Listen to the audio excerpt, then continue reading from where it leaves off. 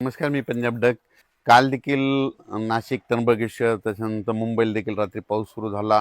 त्याच्यानंतर अहिल्यानगर भागात देखील श्रीरामपूर त्या पट्ट्यात झाला. पण राज्यात आज मात्र बऱ्याच भागामध्ये जवळपास सुरुवात होणार आहे. आज सर्वदूर महाराष्ट्रात सगळीकडे नाही पडणार, फक्त आज सुरुवात आहे. मात्र सर्वदूर पाऊस व्हायला सुरुवात होणार आहे, म्हणून हा अंदाज सर्व शेतकऱ्यांना लक्षात.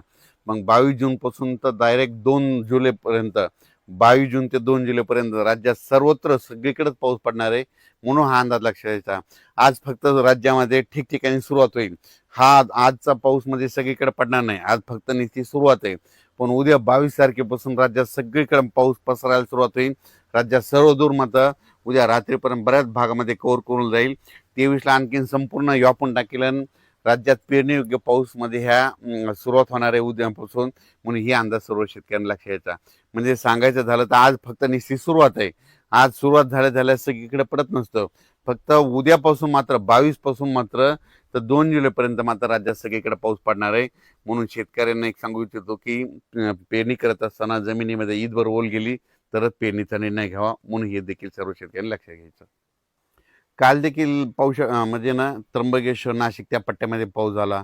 त्याच्यानंतर सिन्नरकडे झाला. त्याच्यानंतर अहिल्यानगरकडं श्रीरामपूर पट्ट्यात झाला. त्याच्यानंतर मुंबईला देखील पडला. कोकणात देखील बऱ्याच ठिकाणी चालू होता. त्याच्यानंतर बीड जिल्ह्यात तुरळक काही ठिकाणी पडला. इकडं नांदेडकडं, धर्माबादच्या पलीकडे तेलंगणाकडे पडला. म्हणजे गडचिरोली त्या पट्ट्यात देखील थोडाफार झाला. म्हणजे काल थोडी थोडी वाढणं, आजपासून जरा जास्त प्रमाण वाढणार आहे. म्हणजे आजपासून म्हणजे सुरुवात जास्त आहे, पण उद्यापासून मात्र राज्यात सर्वत्र पाऊस येणार आहे, म्हणून हा अंदाज लक्षात घ्यायचा आणि आपण आपल्या पेरणीचं नियोजन करायचं. आणि राज्यातल्या सर्व शेतकऱ्याला सांगू इच्छितो की म्हणजे आता म्हणजे 21 जून ते 2 जुलैच्या दरम्यान राज्यात सगळीकडे पाऊस पडणार आहे आणि सगळ्या शेतकऱ्याची पेरणी सुरू होईल. पण परत शेतकऱ्यासाठी एक आनंदाची बातमी.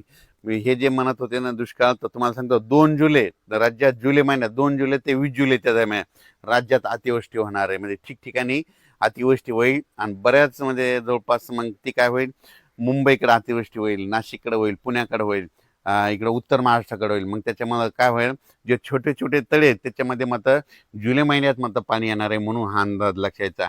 जायकवाडी देखील, जायकवाडीचे जे लाभ क्षेत्राचे उत्सव आले ती सुद्धा आनंदाची बातमी. जुलै महिन्यात काय होणार आहे, नाशिक, उत्तर महाराष्ट्राकडे जोरदार मुसळधार अतिवृष्टी होणार आहे.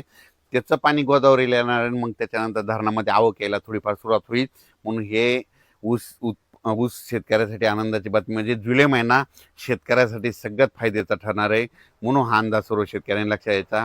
आजपासून राज्यात निश्चित पावसाला सुरुवात होणार आहे, पण 22 पासून राज्यात सगळीकडे पावसाला, संपूर्ण महाराष्ट्रामध्ये पाऊस दाखल होईल. 23ला सगळ्या जवळपास बऱ्याच भागात दाखल झालेला असेल. 24ला सगळीकडे पडलेला असेल. 25-26ला शेतकऱ्याच्या पेरण्या लागवडी सुरू होतील, म्हणून हा अंदाज लक्षात घ्यायचा. अचानक वातावरणात बदल झाला. पेरणी करताना सगळ्यात महत्त्वाची घ्यायची काळजी, पाऊस पडल्याच्या नंतर सकाळी सकाळी शेतात जायचं. जर 4 बोट ओलं असेल तर पेरायचं नाही, 6 बोट असेल तरी नाही पेरायचं.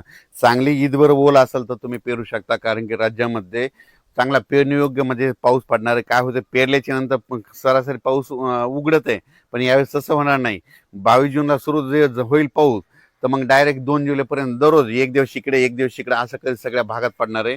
म्हणून यावर्षी आता हे शेवटच्या आठवड्यात पेरणीचं देखील चांगलं पोषक वातावरण राहणार आहे, म्हणून पेरणीची देखील सगळ्यांनी तयारी ठेवा. धन्यवाद.